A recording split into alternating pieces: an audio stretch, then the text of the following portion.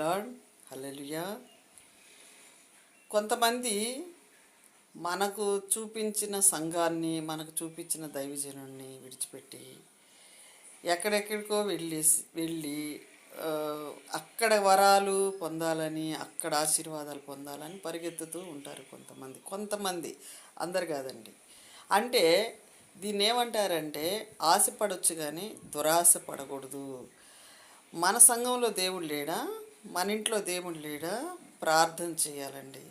మనం ప్రాయశ్చిత్తం చేసుకోవాలి. తెలుసో తెలియకో చేసిన కొన్ని అపరాధాలు ఉంటాయి, అవన్నీ ప్రాయశ్చిత్తం చేసుకుంటే ప్రభు మనతోనే ఉంటాడు, మన ఇంటిలో ఉంటాడు.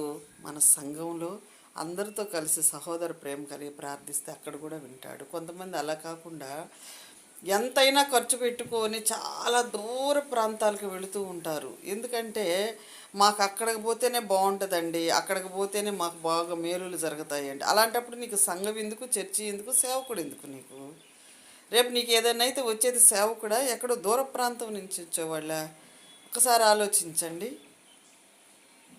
దేవుడు మనకిచ్చింది, చూపించింది మనము చెయ్యాలి.